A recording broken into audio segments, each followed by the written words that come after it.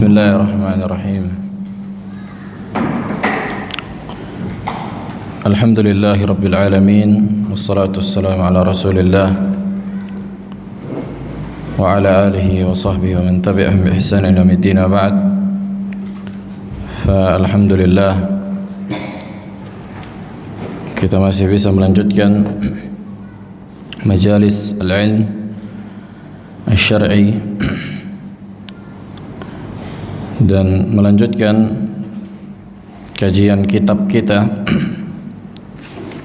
karena kemarin ana sampaikan untuk melanjutkan kitab Syarh Sunnah Al-Barbahari, tapi diganti menjadi kitab Tajrid At-Tauhid Al-Mufid. Di hadapan kita ada kitab Tajrid At-Tauhid Al-Mufid, itu judulnya. Makna judulnya tajrid artinya dari jarrada yujarridu.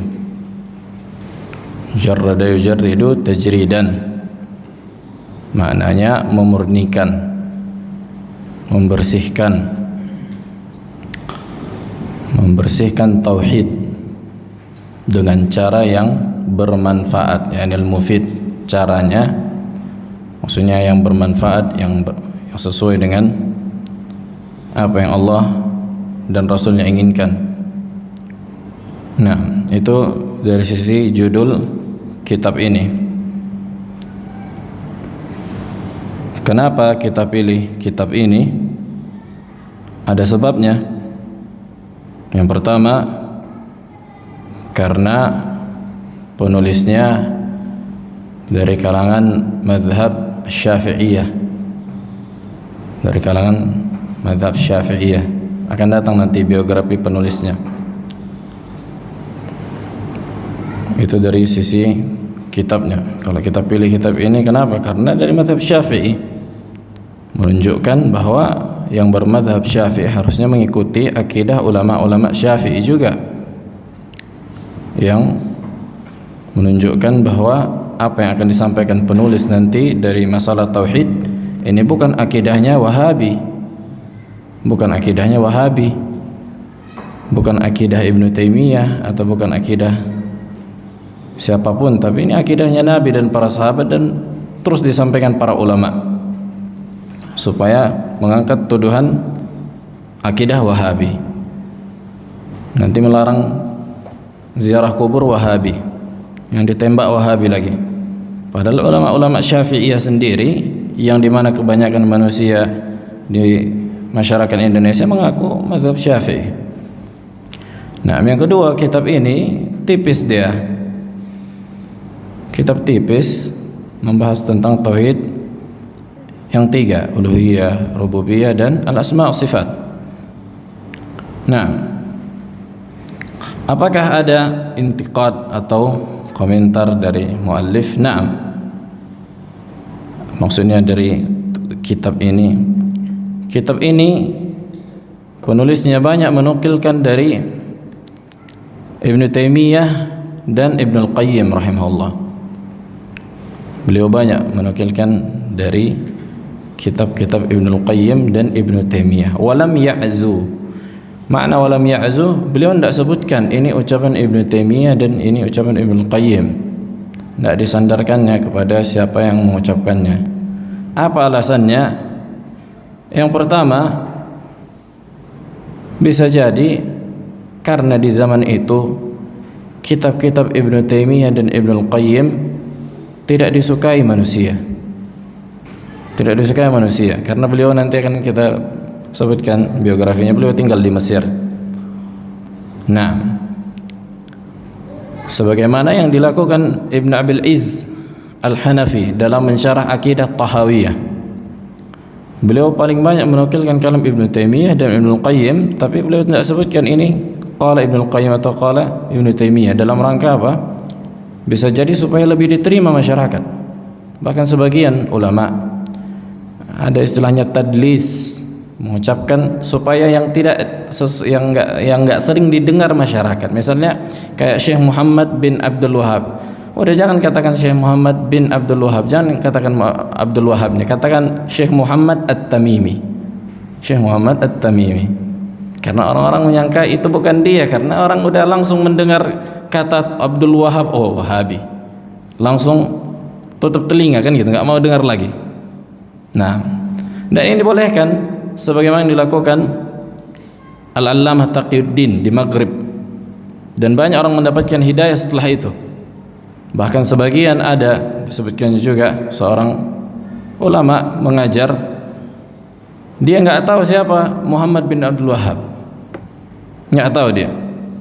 Nah, selalu dia mendoakan keburukan.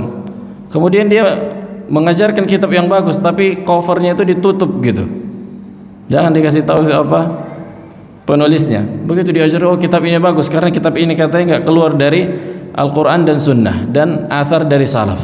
Nggak pernah kita dapatkan kitab kayak gini katanya. Padahal begitu tahu dia kalau yang menulis kitab itu adalah Syekh Muhammad bin Abdul Wahab, kemudian beliau menangis dan bertobat dan mendoakan setiap majelisnya, mendoakan kebaikan. Nah, akan tapi penulis di sini menukilkan kalam Abil Hamid Al-Ghazali di kitab beliau Ihya Ulumuddin, kitab masyhur di kalangan orang Indonesia kan gitu. Dan Abu Hamid Al-Ghazali beliau memiliki pemikiran falsafah dan ada pemikiran sufinya. Akan tapi beliau memiliki ilmu yang kuat di usul fikih. Makanya beliau menulis kitab Al-Mustasfa yang diringkas Ibnu Qudamah menjadi Raudatun Nadhir, dan diringkas lagi sama At-Tufi jadi Ikhtisar atau Mukhtasar Raudatun Nadhir. Dan itu dipakai di kampus-kampus, di rata-rata kampus yang belajar kuliah syariah itu dipelajari gitu. Di Saudi, di Yaman kita pakai itu. Nah, karena ucapan Abu Hamid Al-Ghazali di Ihya Ulumuddin ada yang sebagian ada yang benar, sebagian lagi ada yang mujmal, dan sebagian lagi ada yang salah. Nah, kenapa beliau yakni Al-Miqrizi, kenapa beliau menukilkan kalam Abu Hamid Al-Ghazali? Wala'alla bisa jadi karena menarik hati-hati masyarakat supaya lebih diterima. Karena di waktu itu Mesir kan, di Mesir tersebar pemahaman Asy'ariyah dari dulu memang. Tapi sebelumnya memang itu pemahaman Sunni, banyak ulama-ulama ahlu sunnah Al-Azhar itu. Nah, itu berkaitan dengan kitab beliau ini Tajridut Tauhid, dan beliau ada banyak menulis kitab. Dan beliau ini seorang muwarrikh itu ahli sejarah. Makanya ada nama kitab beliau yang masyhur, panjang berapa jilid, kitab Al-Mawa'idh wal I'tibar bi Dzikri Al-Khitat wal Athar, yang dikenal dengan kitab Al-Khitat Al-Miqrizi. Dan di situ beliau menyebutkan kitab sejarah. Nah, di antaranya beliau juga menyebutkan sejarah tentang Maulid. Sejarah tentang Maulid, bagaimana bisa muncul di tengah-tengah umat Islam. Nah, akan ada pembahasannya khusus nanti insyaallah tentang Maulid, tentang syubhatnya. Nah, kemudian biografi beliau, nama beliau Ahmad bin Ali bin Abdul Qadir bin Muhammad bin Ibrahim bin Muhammad bin Tamim Al-Maqrizi Al-Masri Al-Syafi'i. Nama beliau siapa? Ahmad bin Ali bin Abdul Qadir bin Muhammad bin Ibrahim bin Muhammad bin Tamim Al-Maqrizi Al-Masri Al-Syafi'i. Al-Syafi'i madhab beliau dalam fiqih, karena biasanya kalimat Syafi'i, Hambali itu disandarkan kepada madrasah al-fiqhiyah. Nah, metode mempelajari fikih. Adapun hukum bertamadzhub dibolehkan dalam rangka metode mempelajari sebuah ilmu. Yang enggak boleh itu apabila enggak boleh keluar dari ucapan mazhab, walaupun ucapan mazhab itu adalah pendapat yang dhaif. Nah, adapun madrasah dalam mempelajari sebuah ilmu fikih, maka ini dibolehkan dan enggak harus, mubah. Nah, asal beliau dari Bal'abak. Asal beliau dari kota Bal'abak. Kalau sekarang di Libanon namanya Bal'abak. Adapun Maqrizi itu disandarkan kepada kampung, namanya kampung itu Al-Muqarizah atau Al-Maqarizah. Muqarizah atau Maqarizah.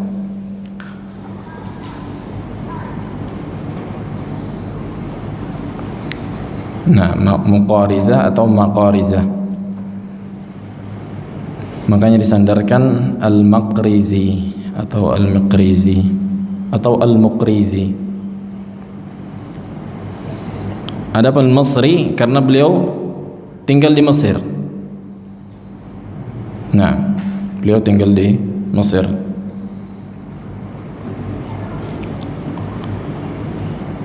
Beliau lahir pada tahun fi sanah 66 wa 700, 7, 6, 9, 66 wa 700, 766 Hijriyah. Ini lahir beliau. Wa tuwfiya rahimahullah, dan beliau wafat pada tahun 45 wa 800. 45 wa 800. 800 berapa? 45. Nah,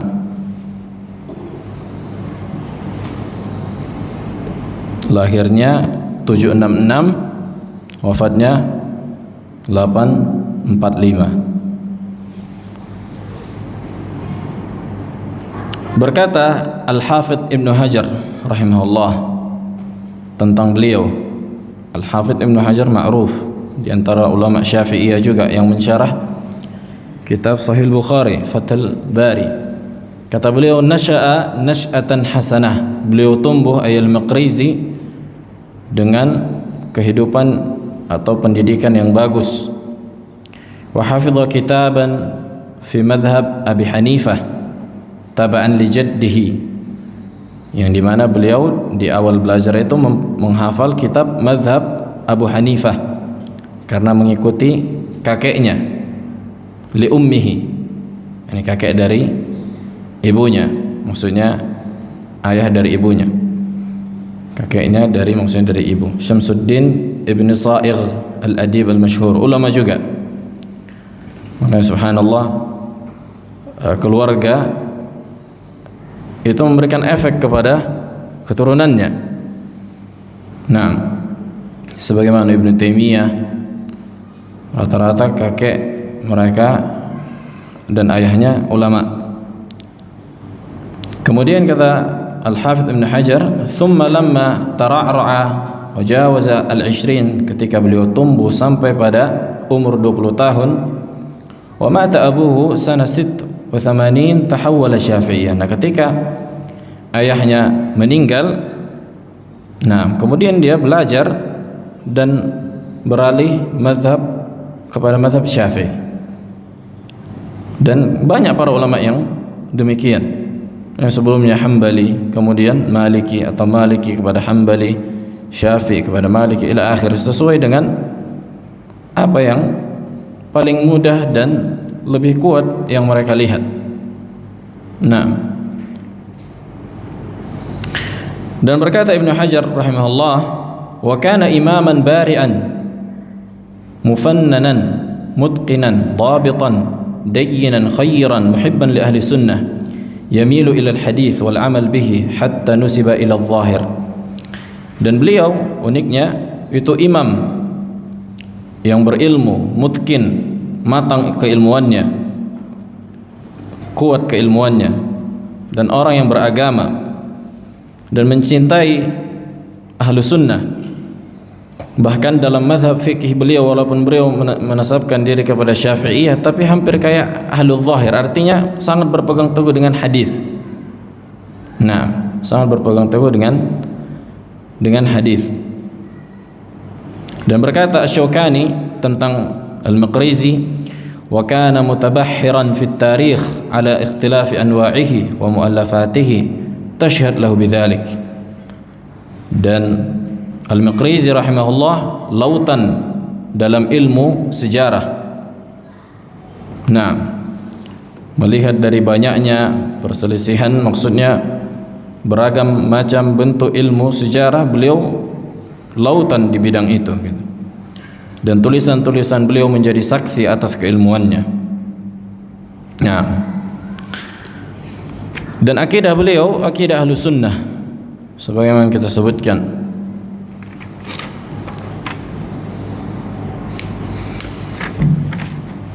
Baik, langsung kita masuk ke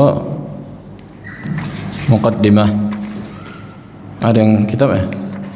Biar dibaca. Abu Darda nanti membaca insyaallah. Baik. Bismillahirrahmanirrahim. Qala al-muallif alhamdulillahi rabbil alamin wal aqibah lil muttaqin wa sallallahu ala nabiyyina Muhammadin khatimin nabiyyin wa ala alihi wa sahbihi ajma'in. Fa iftataha al-muallif dengan al-basmalah. Maka penulis membuka kitabnya dengan basmalah. Basmalah itu apa? Bismillahirrahmanirrahim. Nah, dan ini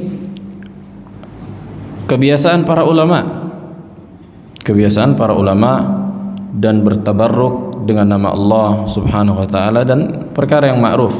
Begitu juga bahwa Nabi sallallahu alaihi wasallam ketika mengirimkan surat-surat sebagaimana yang Rasulullah kirimkan ke Hiraqal. Nah, maka beliau menulis Bismillahirrahmanirrahim min Muhammadin Abdillahi wa Rasulih ila Hiraqal azimir Rum, rajanya orang-orang Romawi. Salamun ala man ittaba'al huda.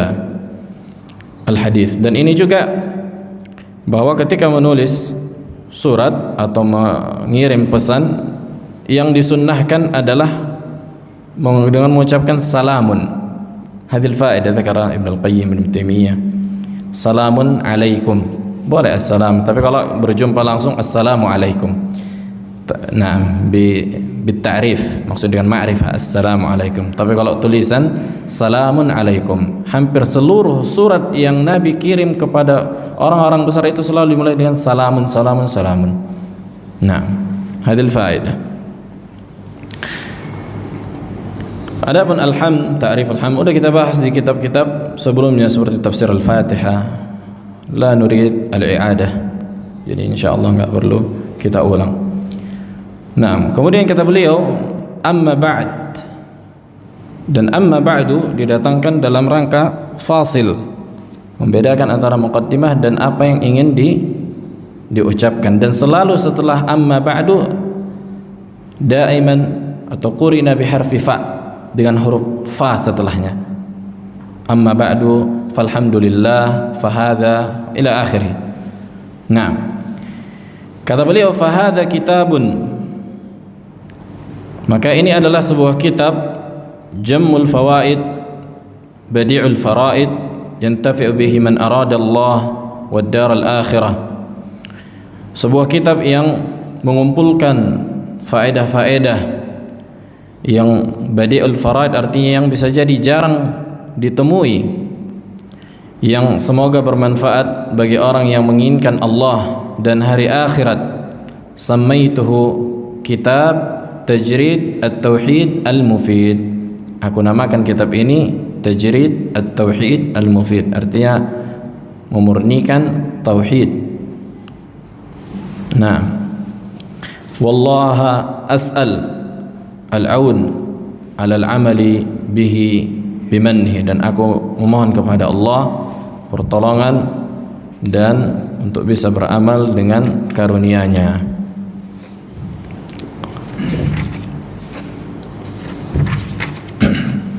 ثم قال رحمه الله تعالى اعلم أن الله سبحانه هو رب كل شيء ومالكه وإلهه. Kata beliau, i'lam, ketahuilah bahwa dialah Allah Rabb segala sesuatu dan yang menguasainya serta yang disembah dan ilahnya. Farrabbu, kalimat rabbu dalam bahasa Arab, kata beliau, masdar rabba yarubbu rabban fahuwa rabbun. Rabba yarubbu rabban fahuwa rabbun, maknanya sebagaimana Allah sebutkan di dalam Al-Quran. Ini masih kalam beliau, Rabbil alamin, ay Rabbul alamin, fa inna Rabb subhanahu wa ta'ala huwal khaliq al-mujid li ibadihi. Nah, kalimat Rabb itu bisa diucapkan untuk manusia, akan tetapi dalam rangka idhafatu at-tamlik, idhafah al-milkiyah. Contohnya Rabbun naqah, ay pemilik unta. Adapun ar-rabbu, ar-rabbu alif lam begitu saja, maka la yutlaqu illa 'ala Allah, maka tidak boleh disebutkan ar-rabb kecuali maksudnya adalah Allah. Adapun untuk makhluk selalu dengan idhafah, selalu dengan idhafah disandarkan, misalnya Rabbul bait, Rabbus sayyarah, pemilik rumah, pemilik mobil. Nah, artinya yang mengurus, maknanya yang mengurus, yang memiliki, itulah makna dari Rabb, berputar pada itu.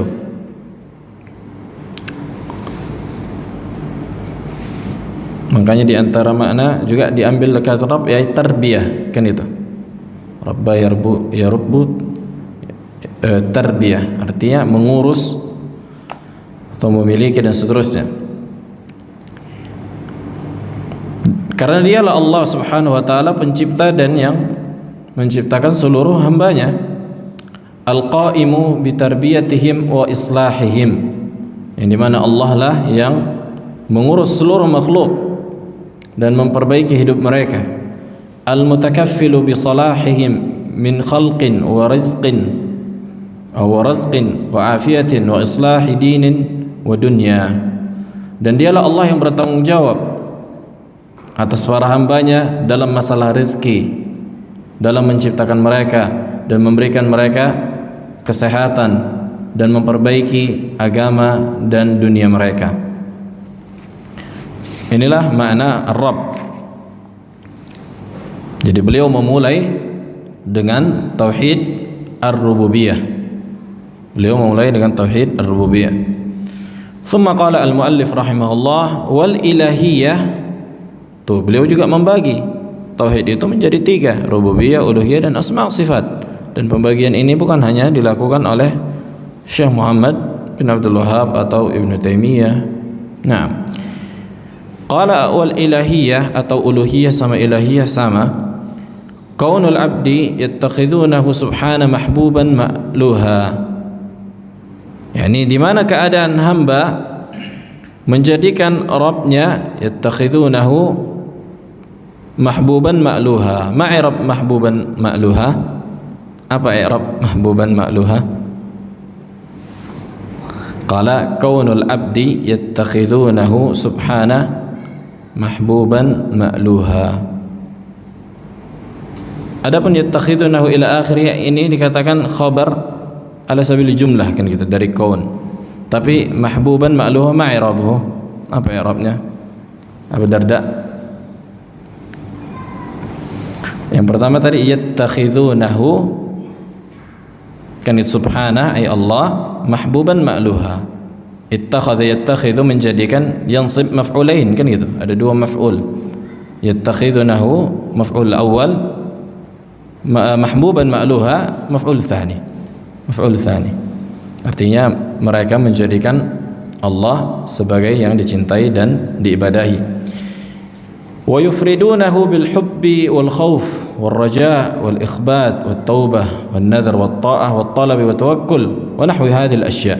Dan mereka, yakni para hamba, mengesahkan Allah dengan kecintaan, dengan rasa takut, dengan rasa harap, dengan rasa khusyuk, dengan bertaubat, bernazar, mentaati, meminta, bertawakal dan yang semisalnya. Artinya seluruh ibadah tadi, baik itu ibadah qalbiyah atau ibadah zahir, maka itu semua mereka arahkan, mereka niatkan untuk Allah Subhanahu wa taala. Naam.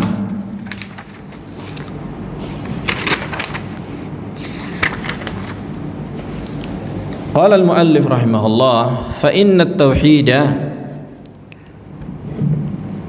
haqiqatuhu, sesungguhnya tauhid hakikatnya adalah antaral umura kullaha min Allah Ta'ala ru'yatan taqta'u al-iltifati ila al-asbab wal wasa'id fala tara al-khaira wa syarra illa minhu ta'ala. Nah, di sini mulai ada yang perlu di apa istilahnya, dipretelin satu-satu kalimatnya. Qala fa innal haqiqah fa innat tauhid, maka sesungguhnya tauhid haqiqatuhu, maksudnya hakikat dari tauhid yang sempurna adalah ketika engkau melihat segala perkara itu datang dari Allah, datang dari Allah, dengan cara memandang bahwa sebab itu tidak memberikan manfaat dengan sendirinya gitu. Kata beliau kan di sini ru'yatan taqta'u al-iltifati ila al-asbab wal wasa'id. Jadi jangan bersandar, adam al-i'timadi al-asbab. Inilah makna tauhid yang sebenar-benarnya. Bukan meninggalkan sebab. Bukan meninggalkan sebab. Bagaimana mungkin seseorang meyakini bertauhid tanpa meninggalkan sebab? Bukankah Nabi Musa diperintahkan untuk melakukan sebab? Fadrib bi'asakal hajar, pukullah dengan tongkatmu ke batu itu, keluar. Nah, terbelah laut. Begitu juga dengan Maryam, wahuzzi, yakni goncangkan kakimu, kan gitu. Nah, berjatuhanlah kurma dari pohonnya. Ini menunjukkan wajibnya apa? Mengambil sebab, melakukan sebab dalam bertawakal. Akan tapi enggak boleh bersandar pada sebab tadi. Inilah kata beliau. Akan tapi enggak boleh bersandar pada sebab. Dan engkau memandang bahwa seluruh kebaikan dan keburukan kecuali datang dari Allah. Nah, ini juga perlu dijelaskan, tafsil. Kata beliau, fala tara al khair. Adapun khair, kebaikan, itu enggak diragukan lagi bahwa seluruhnya datang dari Allah. Seluruh kebaikan datang dari Allah. Nah, adapun keburukan, ini yang menjadi iskal. Kan tadi kita dengar khutbah khatib, katanya wasyarr laisa ilaik. Dan keburukan itu tidak datang darimu. Sementara kata beliau minhu illa, nah, fala tara al khair wasyarr illa minhu. Kan itu iskal. Ini gimana nih cara menjelaskannya? Maknanya apabila yang dimaksud dengan syarrul mahad, yakni keburukan yang murni keburukan, maka itu bukan datang dari Allah. Itu bukan datang. Makanya al-qadar kulluhu khair, kata para ulama. Takdir itu seluruhnya baik.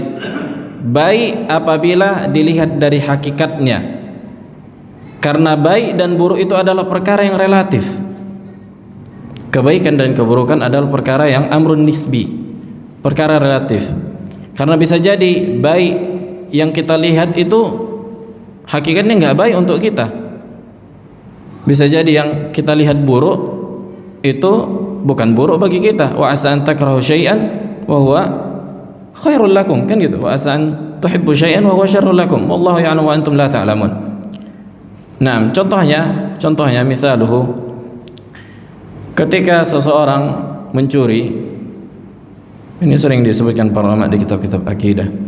Ketika seorang mencuri kemudian sampai kepada nisab yang ditentukan, maka divonislah bahwa tangannya akan dipotong.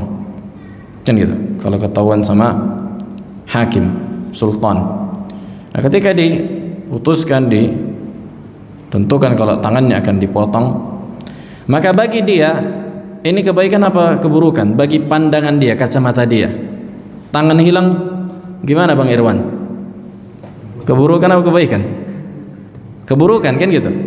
Nah, keburukan. Apabila kita melihat dari kacamata kita atau kacamata tangan orang yang mau dipotong, keburukan. Karena bagi satu sisi keburukan. Tapi apabila bagi orang lain itu adalah kebaikan. Dengan begitu orang berhenti mencuri.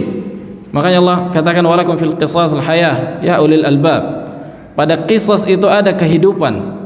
Dengan membunuh, dibunuh, menjaga kehidupan orang, enggak sembarangan membunuh nyawa manusia. Begitu juga dengan qisas. Maka keburukan itu perkara apa? Relatif. Pada hakikatnya enggak ada keburukan yang Allah ciptakan. Kan gitu, enggak ada keburukan. Keburukan itu ditinjau dari hal apa? Misalnya kita waliyadzubillah kena timpa musibah. Nah, bagi kita itu keburukan, tapi ada hikmah di balik itu yang bisa jadi itu kita cintai. Kalau kita tahu.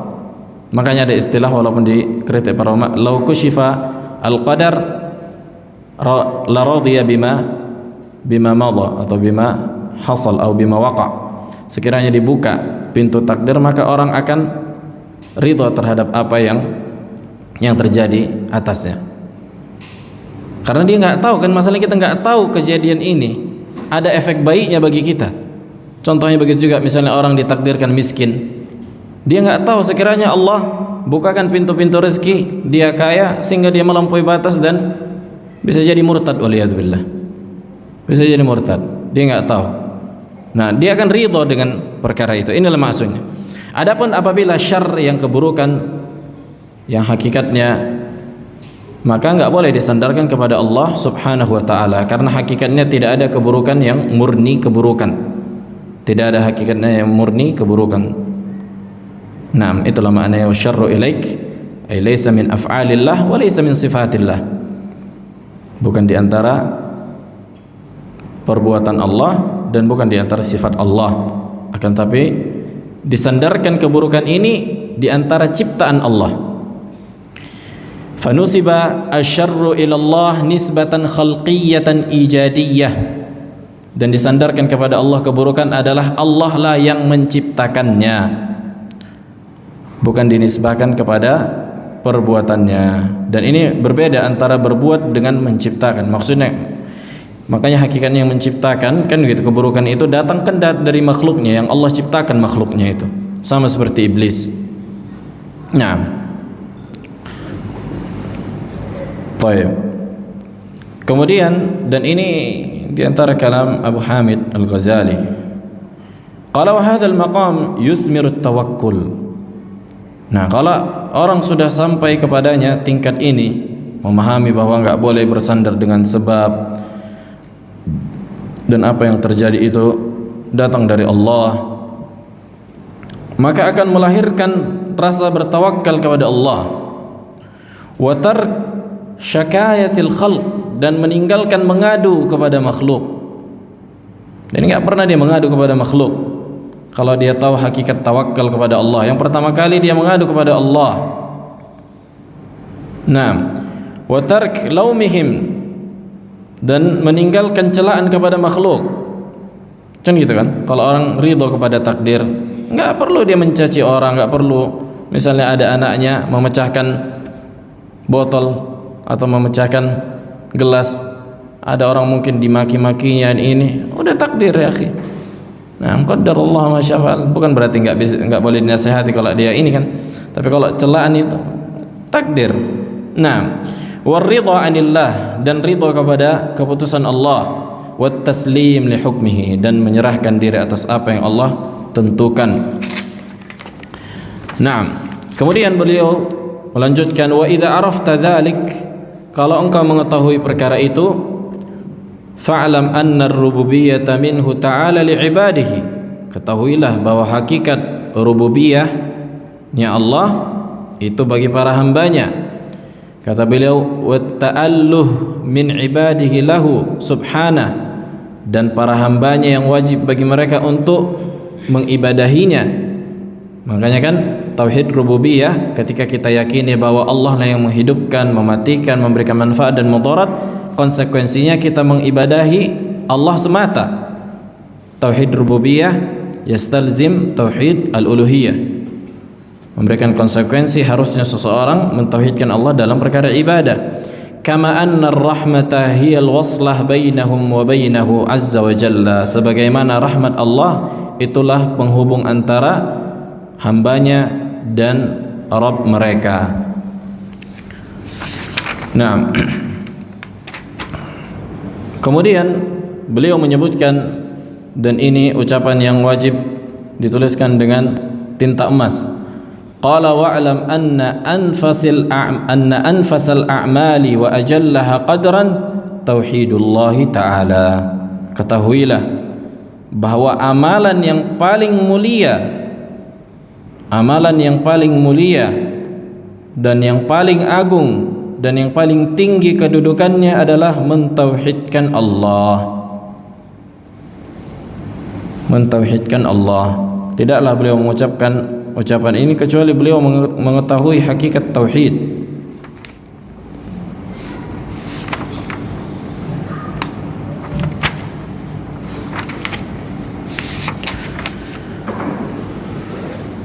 Kemudian beliau melanjutkan, ghaira anna at-tauhid lahu qishran, kecuali bahwa masalah tauhid ini memiliki qishran wa lubab.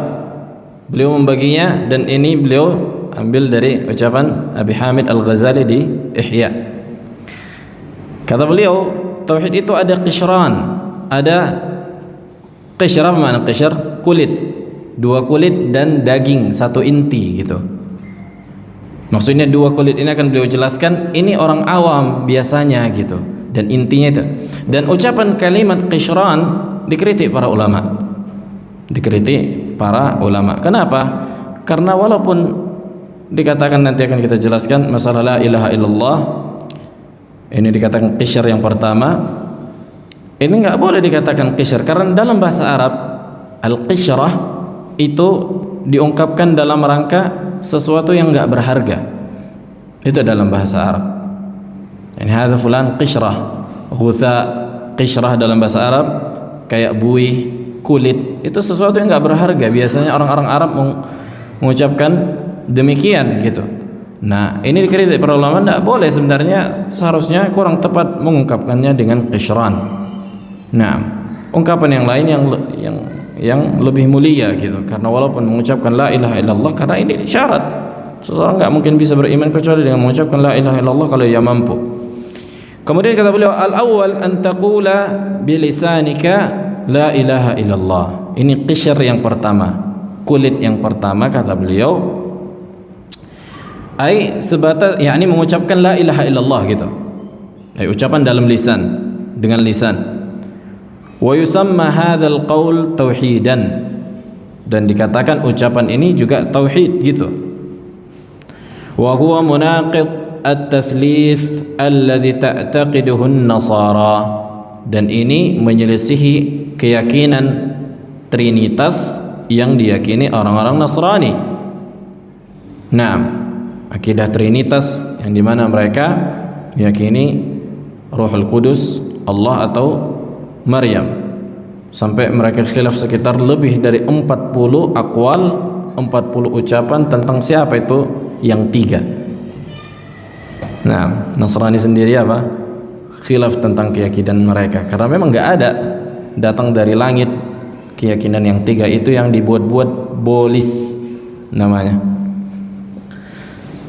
Baik, wa hadha tauhid yasdur aidan min al-munafiq alladhi yukhalif sirruhu jahrah. Tuh, Kata beliau, tauhid yang model macam ini artinya hanya sebatas misalnya mengucapkan di lisan.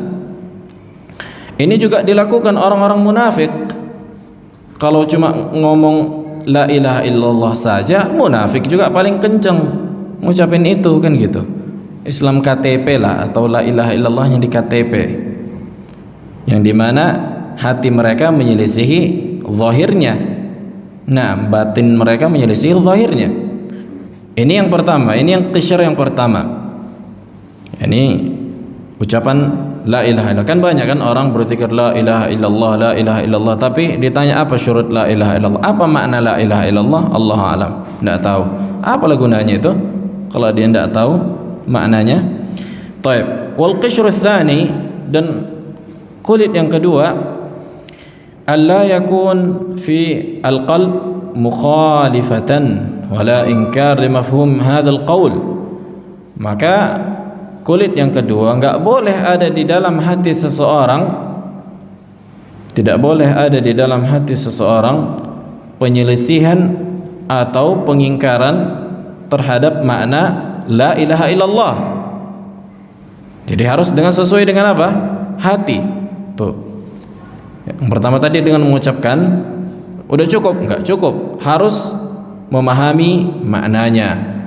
Harus memahami maknanya dan enggak boleh mengingkari maknanya di dalam hati. Karena kalau kita ingkari maknanya di dalam hati kita, berarti kita munafik. Inilah yang dikatakan nifaq al-i'tiqadi, yang mengeluarkan seorang dari Islam. Bal yashtamil al-qalba ala i'tiqadi dzalik. Bahkan harusnya ketika dia mengucapkan la ilaha illallah, hatinya juga mengucapkan kalimat tadi, artinya mengikuti makna dan konsekuensi dari kalimat la ilaha illallah. Wat tasdiq bihi, dan membenarkannya. Wa hadha huwa tauhid ammatin nas, dan inilah tauhid kebanyakan manusia, kan gitu. Nah, walaupun banyak juga manusia yang enggak faham tauhid, akhirnya jatuh pada perkara yang menyelisihi la ilaha illallah. Mengucapkan la ilaha illallah tapi habis itu datang ke kuburan minta-minta. Apa gunanya la ilaha illallah? Nah, qala wa lubabut tauhid, kata beliau, dan inti dari tauhid, kata beliau, lubab, lub, otak atau inti. An yara al-umura kullaha min Allah Ta'ala, yang dimana seseorang melihat segala perkara itu datang dari Allah. Kemudian beliau ulangi lagi, summa yaqta' al-iltifat ila al-wasa'id, kemudian dia tidak bersandar dengan sebab. Itulah maknanya, tidak memandang sebab, artinya tidak bersandar, bukan tidak, ya ini bukan enggak mengerjakan sebab, tidak melakukan sebab, enggak, tapi melakukan sebab, akan tapi enggak bersandar dengan sebab ini. Contohnya minum obat, kita jadikan hanya sebab, tapi datang kesembuhan itu datang dari Allah melalui dengan sebab obat tadi gitu. Wa an ya'budahu subhanahu ibadatan yufriduhu biha, di mana seorang beribadah kepada Allah dan dia mengesahkan Allah pada ibadah tadi. Wala ya'bud ghairahu, dan dia tidak menyembah selain Allah subhanahu wa ta'ala.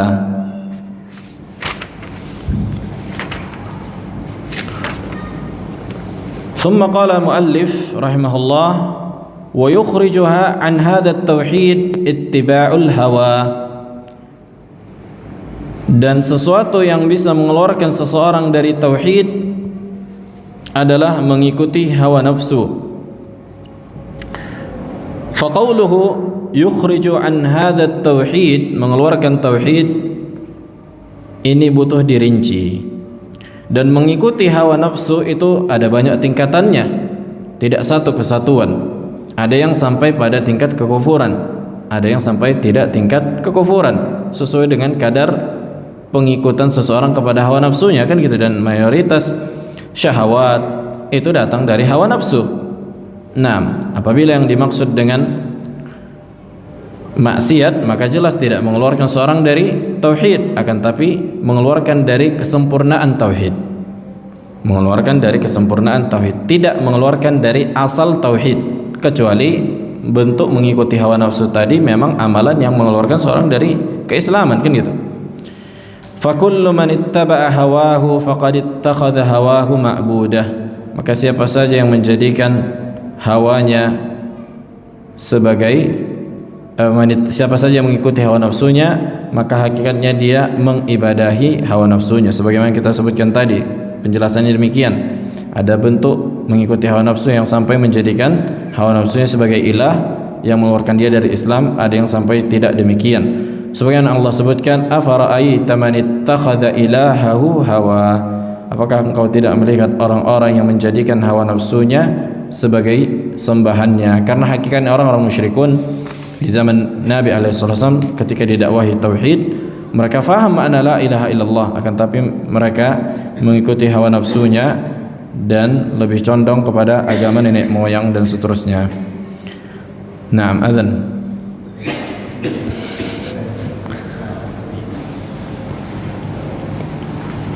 طيب.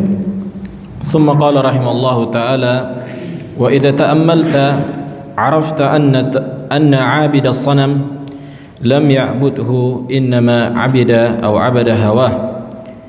Apabila engkau memperhatikan bahwa orang yang beribadah kepada berhala, dia tidak beribadah kepada berhala tersebut, akan tapi dia sembah, dia ibadahi adalah hawa nafsunya. Qala wa huwa mailu nafsihi ila din abaihi fayattabi'u dzalikal mail. Maka dia dirinya condong pada mengikuti agama nenek moyang, sehingga dia ikutilah ajaran nenek moyang tadi. Apabila ajaran nenek moyangnya sesuai dengan Al-Quran dan Sunnah, maka enggak masalah dia mengikuti ajaran nenek moyang. Akan tapi apabila menyelisihi Alkitab dan Sunnah, bahkan membatalkan akidahnya, maka wajib dia tinggalkan ajaran nenek moyang. Wa mailun nafsi ila al-ma'lufat ahadul ma'ani allati yu'abbaru anha bil hawa. Maka kecondongan jiwa pada sesuatu yang sesuai dengan hawa nafsu, dengan jiwa seseorang, cocok nih, kan gitu kan. Agama nenek moyang itu kan sesuatu yang cocok bagi orang gitu. Ada unsur kebanggaan di situ. Ada unsur kebanggaan. Nah, ada unsur mengangkat kesukuan, misalnya ini nenek moyang kami begini, atau kami dari dulu udah begini nih gitu. Maka di situ ada apa? Ada sesuatu cocok dengan jiwa manusia gitu. Maka inilah yang diungkapkan dalam bentuk hawa, ini hawa nafsu. Maka hawa ada yang sifatnya terpuji apabila tidak menyelisih Al-Quran dan Sunnah, akan tapi mayoritas dari hawa itu diungkapkan dalam bentuk celaan. Nah, kalau yukhriju an hadha tauhid as-sukhut 'ala al-khalq, dan di antara yang mengeluarkan seseorang dari tauhid ini adalah ketika marah atas makhluk. Maksudnya apa? Enggak terima dengan apa yang didapatkan orang lain. Wal iltifat ilaihim, dan memandang mereka. Kata beliau, fa inna man yara al-kull min Allah kaifa yaskhut ala khalqihi aw ya'mal siwah. Karena kalau dia tahu hakikat seluruh yang datang, orang dapat harta, dapat ilmu, dapat apapun, itu kalau dia tahu seluruh datang dari Allah, bagaimana mungkin dia enggak terima dengan keputusan Allah atas makhluknya atau berharap pada selain Allah? Kata beliau, wa hadza at-tauhid maqam as-siddiqin, dan ini bentuk tauhid yang demikian ketika seseorang memandang seluruh itu datang dari Allah, maka lapang hatinya, maka selamat hatinya dari hasad, dari ujub dan seterusnya. Maka inilah kedudukan as-siddiqin. Naam. Fi soal?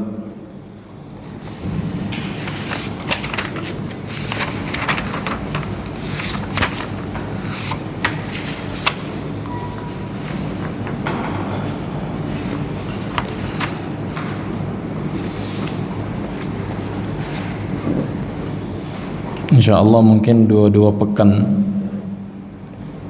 selesai insyaallah. Nah, karena ini kitab tipis kan gitu, terlalu tebal dan banyak kata-kata yang ketika disampaikan sudah diterjemahkan jelas dia gitu. Jadi tidak perlu banyak ta'liq atau syarah. Nah, fi soal.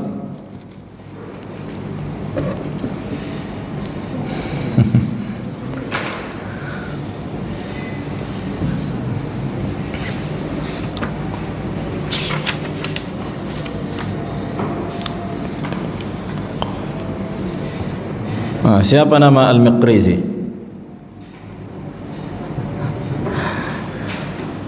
Ma ism Al-Maqrizi? Siapa namanya Bang Tahjud? Nah, tadi baru itu sudah kita sampaikan. Al-Maqrizi. Apa Ikrimah? Minimal pulang dari sini tahu gitu. Oh, ada ulama namanya Al-Maqrizi. Siapa itu?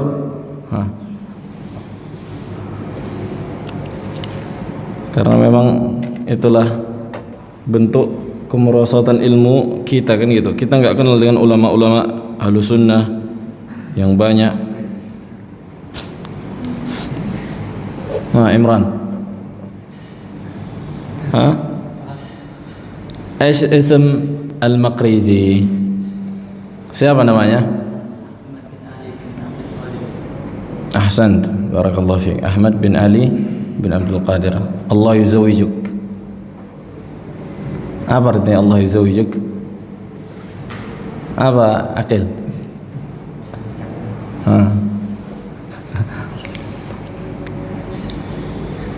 Naam, fi soal.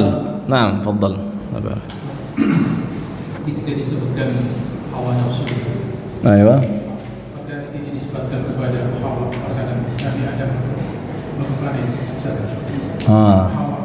Kalau nama istri Nabi Adam Hawa pakai H kecil, dia pakai H kan itu Al-H muhmalah, dikatakan muhmalah itu yang nggak pakai apa, nggak pakai titik, biduni nuqtah. Adapun nama istri Nabi Adam Hawa, Allahu alam kesahihannya kan gitu, karena dalam Al-Quran dan Sunnah tidak disebutkan namanya Hawa, akan tapi Zawj Adam kan gitu. Wa zawjukal jannah, Zawj dikatakan Zawj Adam. Adapun namanya, pertanyaannya apa tadi? Enggak.